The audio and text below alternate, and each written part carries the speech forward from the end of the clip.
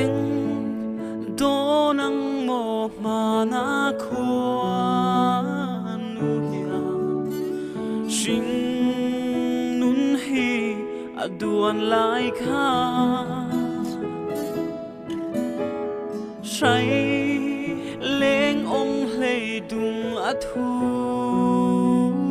lem ni sing nun hi alo duan le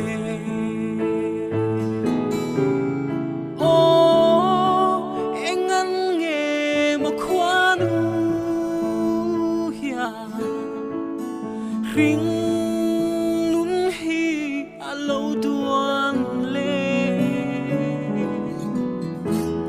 tham ran le mai tur hian em le du vang rengin kan piang si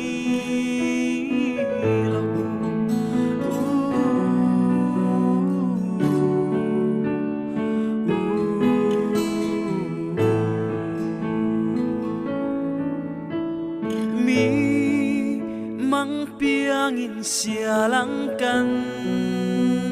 seilia hai ang tara famrali o dam chan hi nei ta kang imo he ko vel swa kurpuyan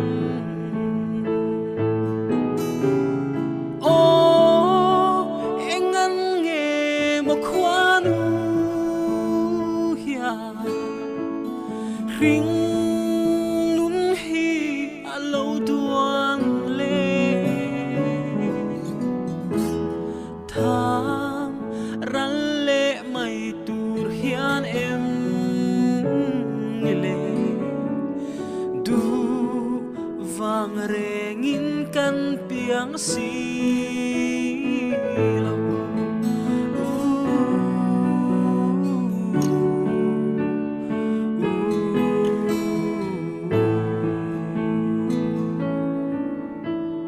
khoi lama chuan rel ta kang imo sing nun hi aral hun ni an soi pial ral hi om ta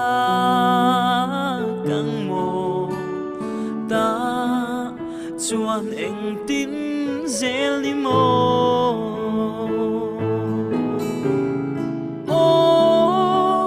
engan nge mo khwanu ya ring nun hi alo duan le tham ran le mai tur hian em le du vang rengin kan piang si